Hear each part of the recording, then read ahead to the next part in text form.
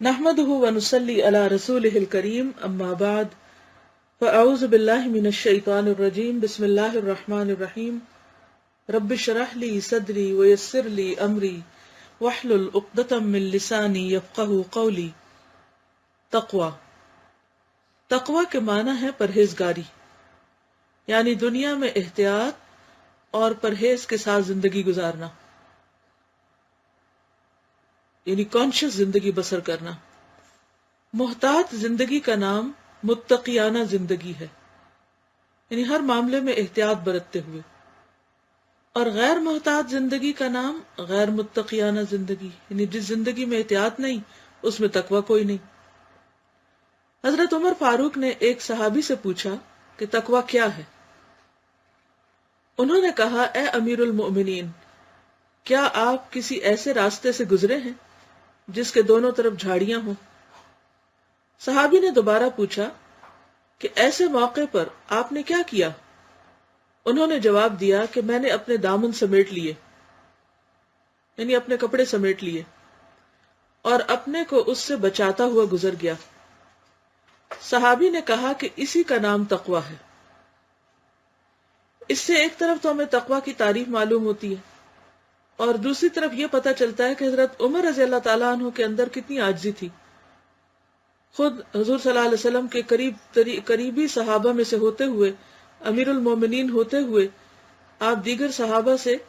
سوال کر رہے ہیں، اور سوال بھی کر رہے ہیں تقوی کے بارے میں۔ اور امیر المومنین کے لفظ سے یہ بھی پتہ چلتا ہے کہ یہ سوال انہوں نے حضور صلی اللہ علیہ وسلم کی وفات کے بعد اپنی خلافت کے دور میں کیا۔ کیا عمر رضی اللہ تعالیٰ عنہ مکمل قرآن پاک نہیں پڑھ چکے تھے؟ کیا آپ کے پاس دین کا علم نہیں تھا؟ لیکن حضرت عمر رضی اللہ تعالیٰ عنہ کی عاجزی اور علم سے محبت اور شوق کا اندازہ اس بات سے ہوتا ہے کہ وہ ہمیشہ دوسروں سے سیکھتے تھے، جس کسی سے بھی ملتے اس سے سوال کرتے اور کچھ نہ کچھ جاننے کی کوشش کرتے۔ ان کے بارے میں آتا ہے کہ اگر کسی بکری والے سے بھی ملتے تو اس سے بکریوں کے بارے میں سوال کرتے، بکریوں کے عادات کے بارے میں، ان کی مزید چیزوں کے بارے میں۔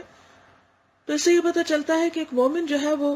ساری زندگی سیکھتا رہتا ہے، اور اس کے اندر اتنی عاجزی ہوتی ہے کہ وہ ہر ایک سے سیکھنے کی کوشش کرتا ہے اور بہترین باتوں کو اس میں سے لے لیتا ہے، اور اس سے اس کے دل دماغ میں وسعت ہوتی ہے۔ بہرحال ہم بات کر رہے تھے تقوی کی، تو تقوی جو ہے وہ اس دنیا میں، اس زندگی میں، اس زمین پر رہتے ہوئے اپنے گھر والوں کے بیچ میں، اپنے رشتہ داروں کے بیچ میں، اپنے اور ملنے جلنے والوں کے بیچ میں اس طرح رہیں کہ اپنا دامن سمیٹ کے رکھیں۔ کیونکہ ہم بعض اوقات دوسروں کو بلیم کرتے رہتے ہیں، فلاں ایسا ہے، فلاں ایسا ہے، فلاں نے یہ غلطی کی، فلاں نے میرے لیے مشکل پیدا کر دی، فلاں کا یہ قصور ہے۔ لیکن ہم یہ نہیں دیکھتے کہ ہم خود کہاں کہاں جا الجھے ہیں، ہم خود کتنا دوسروں کے معاملات میں انٹرفیئر کر رہے ہیں، ہم خود کہاں کہاں اپنا ہاتھ پھنسا رہے ہیں، ہم کس کس شاخ کے ساتھ الجھ رہے ہیں۔ تو اس کے لیے بھی وہی کرنا ہوگا جو کل کے سبق میں ہم نے پڑھا، کہ ہم اپنے مقاصد کو بلند رکھیں، اپنی زندگی میں کوئی مقصد رکھیں، کوئی تعمیری کام رکھیں، اور وہ کام اللہ کی رضا کی خاطر ہو، اور اس کام کو اتنی اہمیت دیں کہ باقی تمام چیزیں پس منظر میں چلی جائیں اور چھوٹی معلوم ہونے لگیں۔ تو جب ہم اس لیے جئیں کہ ہمارا رب ہم سے راضی ہو اور ہم اللہ کی عبادت کریں، کیونکہ اللہ نے پیدا ہی ہمیں اپنی عبادت کے لیے کیا، اپنی اطاعت کے لیے کیا ہے، تو جب ہماری زندگی کا یہ مقصد ہوگا کہ مجھے اپنی زندگی کا ہر لمحہ اس طرح گزارنا ہے کہ وہ رب کی اطاعت میں ہو، رب کی مرضی کے مطابق ہو، اس کی عبادت میں ہو، خواب ہو، نماز ہو، یا بندوں کی خدمت ہو، یا قرآن کا پڑھنا پڑھانا ہو، یا لوگوں سے میل ملاقات ہو، ان سب کے پیچھے ایک ہی نظر ہو کہ میرا رب مجھ سے راضی۔ آپ لوگوں کے بیچ میں بیٹھے ہوں لیکن آپ کے دل کا کنیکشن آپ کے رب کے ساتھ ہو۔ آپ کہیں بھی بیٹھے ہوں، کوئی بھی اچھا کام کر رہے ہوں،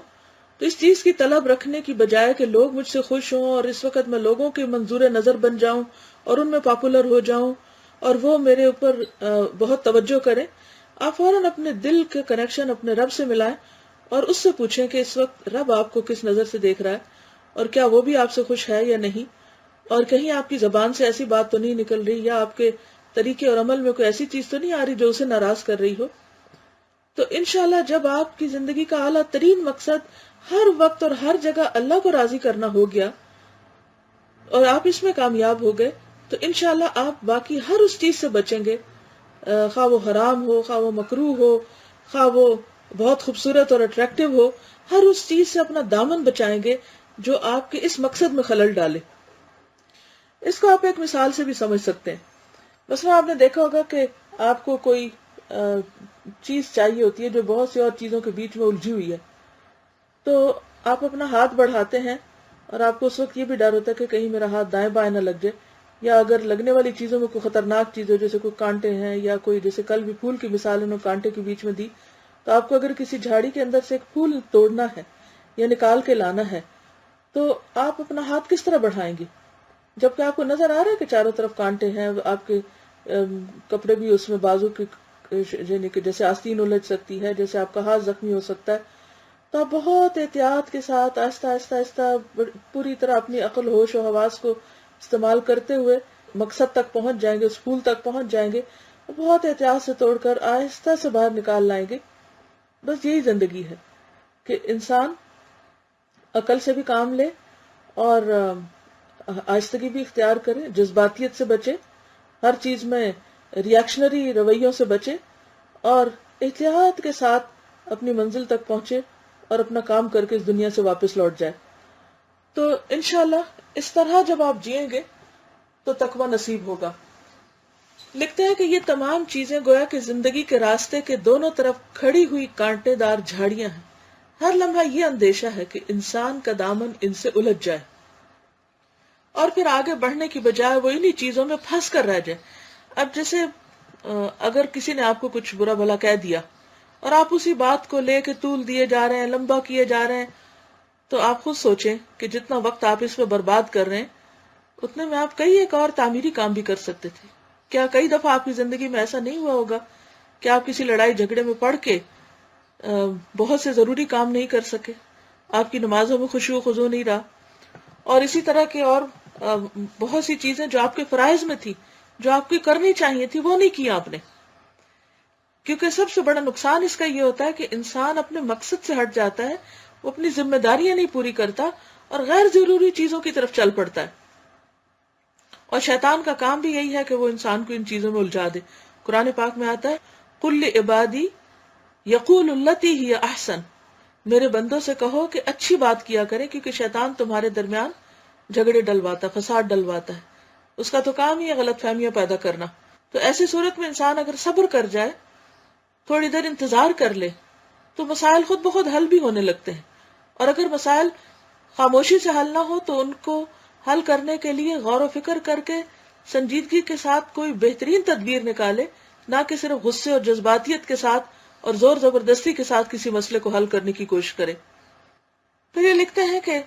ایسی حالت میں عقل مند وہ ہے جو دنیا کا راستہ اس طرح طے کرے کہ وہ اپنے دامن کو سمیٹے ہوئے ہو، وہ ناموافق چیزوں یعنی جو اس کو پسند نہیں،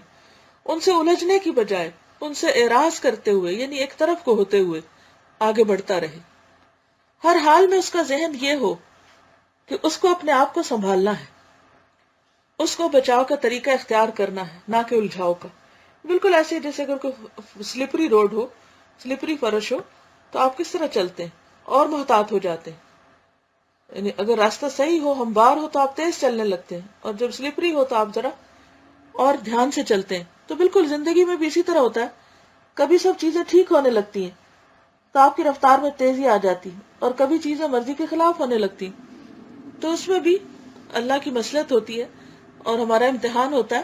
تو وہاں پر انسان کو اور زیادہ محتاط ہونا چاہیے، اندھی دوڑ کی ضرورت نہیں. انسان صحیح فطرت پر پیدا کیا گیا ہے، کوئی چیز رکاوٹ نہ بنے تو ہر انسان اپنے آپ صحیح رخ پر اپنا سفر طے کرے گا. اس لیے اصل اہتمام کی بات یہ ہے کہ آدمی غیر فطری رکاوٹوں کو اپنے لیے رکاوٹ نہ بننے دے. یعنی اللہ نے ہر ایک کے اندر خیر رکھی. اسی وجہ سے اللہ تعالیٰ نے موسیٰ علیہ السلام اور ہارون علیہ السلام کو کہا تھا کہ اذهبا الی فرعون دونوں پھر فرعون کے پاس جاؤ اور پھر فقولا لہ قولا لینا، اس کو نرم بات کرو، لعلہ یتذکر او یخشی، شاید وہ بھی نصیحت حاصل کر لے یا ڈرنے لگے۔ تو اس کا مطلب ہے کہ اللہ نے فرعون کے اندر بھی تو صلاحیت رکھی تھی کہ وہ اسے استعمال کر لے، اور اس بات کا احتمال تھا، لیکن اس نے اپنے خیر کے پہلو کو استعمال نہیں کیا۔ تو اللہ تعالیٰ نے ہر انسان کے اندر، خواہ کوئی فرعون ہے یا نمرود ہے یا کوئی نیک انسان ہے، دونوں کے اندر خیر اور شر رکھا ہے۔ فَأَلْهَمَهَا فُجُورَهَا وَتَقْوَاهَا، کچھ لوگ جو ہے اپنے فجور کو ترقی دیتے ہیں، غلط چیزوں کو، غلط رجحانات کو، اور کچھ لوگ ایسے ہیں جو اپنے تقوی کو اور اپنے خیر اور بھلائی کو ترقی دیتے ہیں۔ اب یہ ہماری چوائس ہے کہ ہم کس کو آگے بڑھاتے ہیں۔ تو الحمدللہ قرآن مجید اور یہ ذکر کی مجالس اور آپس میں اچھائی پر جمع ہونا، یہ انسان کے تقوی کو نشو نما دیتا ہے، ایک ماحول بنا دیتا ہے، اس ماحول میں آپ کا تقوی پرورش کرتا ہے۔ اس کے برعکس جب انسان ان چیزوں سے تعلق نہیں رکھتا اور غلط قسم کی باتیں سنتا ہے یا کرتا ہے یا غلط ماحول میں ہوتا ہے یا ایسے لوگوں کے ساتھ اٹھتا بیٹھتا ہے کہ جن کی زندگی میں کوئی اللہ رسول کی بات نہیں یا کوئی علم نہیں، تو پھر اس کا جو شر ہے وہ پنپنے لگتا ہے، اور وہ جو اس کے کانٹے ہیں اندر کے وہ نکلنے لگتے ہیں، جس کے نتیجے میں پھر وہ مزید لوگوں کو زخمی کرتا ہے اور الجھتا ہے اور دوسروں سے خود الجھتا ہے، اور زندگی بالکل ایک اور رستے پہ چل پڑتی ہے۔ تو یہ لکھتے ہیں اس لیے اصل اہتمام کی بات یہ ہے کہ آدمی غیر فطری رکاوٹوں کو اپنے لیے رکاوٹ نہ بننے دے، اس کے بعد وہ خود اپنی فطرت کے زور پر صحیح رخ اختیار کرے گا یہاں تک کہ وہ اپنے رب سے جا ملے۔ یعنی جب اللہ نے ہمارے اندر ایک پوٹینشل رکھا ہے خیر کی طرف بڑھنے کا، تو ضروری ہے کہ ہم اس سے کام لیں اور ایسے طریقے اختیار کریں اور ایسا ماحول اختیار کریں کہ خیر کی قوتیں ہماری طاقتور ہوں اور ہم اپنے اندر کے شر اور باہر کے شر پر پھر قابو پا سکیں۔ سر یہ ایک اسٹوڈنٹ کا کمنٹ تھا تقوی کے بارے میں، انہوں نے کسی اسکالر سے تقوی کی ایکسپلینیشن سنی تھی کہ جیسے گاؤں میں عورتیں جو ہیں وہ پانی بھر کے لا رہی ہوتی ہیں کنویں سے اور ساتھ ساتھ باتیں بھی کر رہی ہوتی ہیں، تو وہ باتیں کرتے وقت ان کو یہ بھی احساس ہوتا ہے کہ ان کے اوپر پانی کے جو پاٹس ہیں وہ ہیں اور وہ گر کے نہ ٹوٹے۔ تو اسی طرح زندگی میں بھی ہے کہ ہم جب باتیں کریں یا مختلف معاملات زندگی کے کریں تو ہمارے اندر یہ احساس ہونا چاہیے کہ اللہ تعالیٰ دیکھ رہا ہے اور اللہ تعالیٰ موجود ہے۔ اصل میں تقویٰ تو یہی ہے کہ انسان دنیا کے کام کرتا رہے لیکن اس کا دل جو ہے وہ آخرت کو نہ بھولے، اپنے مقصد کو نہ بھولے۔ انسان کے جیسے سر پہ پانی ہو تو وہ باتیں بھی کر رہا ہو اور چل بھی رہا ہو، لیکن اس کی فکر ختم نہیں ہو سکتی کہ کہیں یہ پانی گر نہ جائے یا مٹکا ٹوٹ نہ جائے۔ تو بالکل اسی طرح انسان جب دنیا میں رہتا ہے تو اللہ کی یاد میں اور آخرت کی یاد میں اس طرح جیتا ہے کہ وہ اس سے کسی وقت بھی الگ نہیں ہوتا یا اس کی فکر اس سے ختم نہیں ہوتی۔ سر یہ کسی کا سوال ہے کہ کیا تقویٰ کے لیولز میں اتار چڑھاؤ آتا ہے، اس کا کوئی علاج کیا ہوتا ہے؟ ہاں جی، ایسا ہے کہ تقویٰ ہو یا ایمان ہو، یہ ساری کیفیات جو ہیں ان میں اتار چڑھاؤ ہوتا ہے۔ انسانی مزاج میں مختلف کیفیات آتی رہتی ہیں، اور علاج اس کا یہی ہے کہ جیسے کسی بھی چیز کی جب ڈیفیشنسی ہوتی ہے جسم میں، مثلا اگر آپ کے جسم میں شوگر کی کمی ہو جاتی ہے یا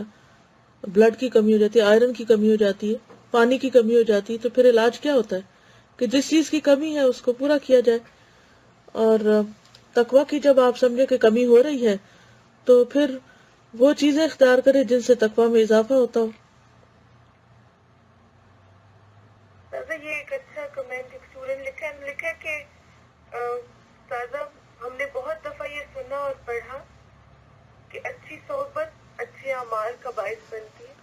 لیکن میں نے اس بات کو یہ ٹاپک پڑھنے کے بعد محسوس کیا کہ تقویٰ بھی ایک ایسی خوبی ہے جس پر صحبت کا بہت اثر ہوتا ہے۔ جیسے میں اپنی دوست کے ساتھ بیٹھی جو بہت زیادہ دنیاوی باتیں کر رہی تھی، اور جتنی دیر میں اس کے ساتھ بیٹھی رہی ہم سے دنیاوی باتیں کرتے رہے، اور جب میں اس مجلس سے اٹھ کر آئی تو میرے اندر یہ احساس ہوا کہ آج نہ کوئی اللہ کی بات ہوئی اور نہ ہی ہماری باتوں کے اندر یہ احساس تھا کہ تقویٰ بھی ہونا چاہیے۔ تو میرا خیال ہے تقویٰ پیدا کرنے کے لیے اچھی صحبت بہت زیادہ ضروری ہے۔ جی ہاں، اچھی صحبت اور اچھی کتب کا مطالعہ، اچھی کمپنی، اچھے کام کرنا. پھر زیادہ تھوڑا سا یہ کہ جیسے انسان خود بھی یہ احساس اپنے اندر ڈیولپ کرے نا. جیسے مجھے ایسے لگتا ہے کہ ان چیزوں میں ہمیں پہلے شروع میں تھوڑا سا کانشیسلی کام کرنا پڑتا ہے, احساس اپنے آپ کو دلانا پڑتا ہے, پھر ایک چیز عادت میں آ جاتی ہے. بالکل. عادت میں آنے کے باوجود بھی آپ دیکھیں گے کہ کمی بیشی ہوتی رہتی ہے. مثلا جو خواتین روز کھانا پکاتی ہیں ان کی عادت ہو جاتی ہے, لیکن اس کے باوجود کبھی وہ ان کا دل نہیں چاہتا پکانے کو, یا یہ کہ کبھی جل بھی جاتا ہے, کبھی خراب ہو جاتا ہے. تو یہ اونچ نیچ تو زندگی کا حصہ ہے. یہاں کوئی چیز پرفیکٹ نہیں ہے کہ وہ 100% ہماری مرضی کے مطابق ہوگی. تو ان چیزوں کو ایکسپیکٹ کرنا چاہیے کہ یہ ہوگا, باوجود اس کے کہ کوئی چیز عادت میں آ جائے پھر بھی اس کی نگرانی ضروری ہے. اللہ تعالیٰ سے دعا ہے کہ وہ ہمیں عمل کی توفیق عطا فرمائے. وآخر دعوانا ان الحمد للہ رب العالمین. السلام علیکم ورحمۃ اللہ وبرکاتہ.